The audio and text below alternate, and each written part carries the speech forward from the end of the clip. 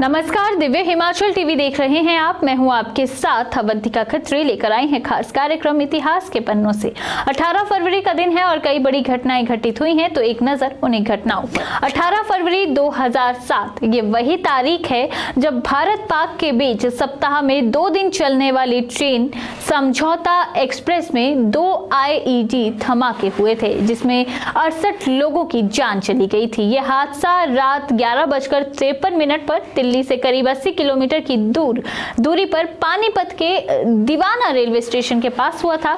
धमाकों की वजह से ट्रेन में आग भी लग गई थी और इसमें महिलाओं और बच्चों समेत कुल 68 लोगों की जान चली गई थी, जबकि 12 लोग घायल हो गए थे। कहा जाता है कि 19 फरवरी को GRP SIT हरियाणा पुलिस ने मामले में केस दर्ज किया था और करीब 2.5 साल बाद इस घटना की जांच की जिम्मेदारी 29 जुलाई 2010 को राष्ट्रीय जांच एजेंसी को सौंपी गई थी। बाद में इस घटना को अंजाम देने का सिलसिलेवार ब्यौरा सामने आया था। धमाके के बाद इसी ट्रेन के अन्य डिब्बे से बम से लैस 2 सूटकेस भी बरामद हुए थे। इनमें से एक को डिफ्यूज कर दिया गया था, जबकि दूसरे को नष्ट किया गया था।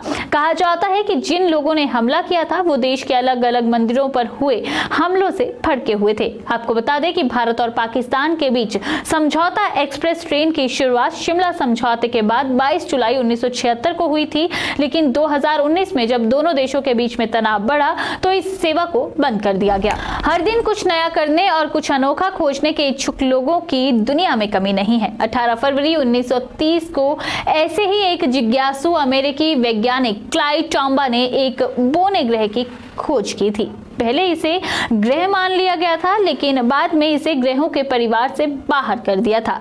इस ग्रह का नाम आप अब तक जान ही चुके होंगे। आपको बता दें, इसे प्लूटो नाम दिया गया था। हालांकि इस ग्रह का नाम रखने के लिए कई सुझाव मांगे गए थे, तो कहा जाता है कि 11वीं में पढ़ने वाली एक लड़की ने इसे प्लूटो नाम दिया। उसका कहना था कि रोम में अंधेरे के देवता को प्लूटो कहते हैं। इस ग्रह पर भी हमेशा अंधेरा रहता था, इसीलिए इसका नाम प्लूटो रखा गया। प्लूटो को सूर्य का एक चक्कर लगाने में 248 साल लग जाते हैं। 1992 तक सब कुछ ठीक चल रहा था। इसी बीच खगोल वैज्ञानिकों में प्लूटो को लेकर बहस जन्म लेने लगी। उनको सौरमंडल के सिरे पर प्लूटो जैसे और भी कई ऑब्जेक्ट्स मिलने लगे।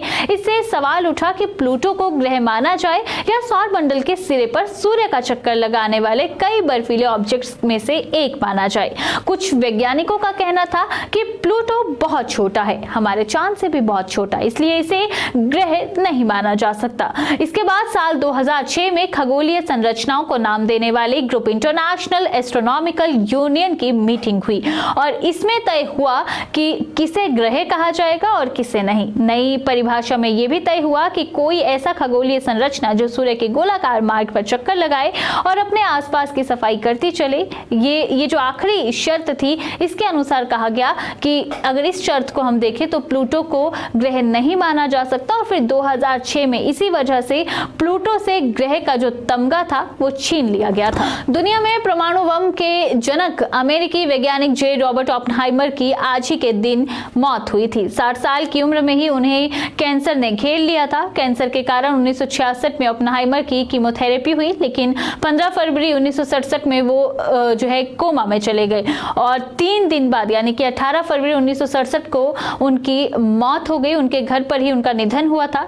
इस वक्त उनकी उम्र लगभग 62 वर्ष के करीब थी। कहा जाता है कि 1933 में ओपेनहाइमर ने बर्कले में संस्कृत के प्रोफेसर ऑर्थर W राइडर से संस्कृत भी सीखी थी। राइडर ने उनका परिचय श्रीमद् भागवत गीता और अन्य भारतीय ग्रंथों से भी करवाया था। उन्होंने मूल संस्कृत में गीता और कालिदास की मेघदूत जैसी कई साहित्यिक कृतियों को भी पढ़ा था और उन पर गहराई से चिंतन मनन भी किया था। कहा जाता है कि ओपेनहाइमर अपने संस्कृत अध्ययन से इतना ज्यादा रोमांचित थे कि जब उन्होंने 1933 में एक कार खरीदी थी तो उसका नाम भी गरुड़ रख दिया था, जिसे हिंदू धर्मशास्त्रों के मुताबिक भगवान विष्णु का वाहन माना जाता है। बाद में उन्होंने गीता को उन पुस्तकों में से एक बताया जिन्होंने उनके जीवन दर्शन को सही मायनों में एक आकार दिया था। इसी के साथ आज के दिन कुछ अन्य घटनाएं भी घटित हुई थी। 1979 की बात करें तो सहारा रेगिस्तान में हिमपात की अनूठी घटना आज ही के दिन हुई थी और कहा जाता है कि इससे पहले ऐसा कभी भी यहाँ पर नहीं देखा गया था। 2014 की बात करें तो आंध्र प्रदेश का विभाजन करके तेलंगाना के रूप में देश के 29वें राज्य की स्थापना का प्रस्ताव आज ही के दिन लोकसभा में पारित हुआ था।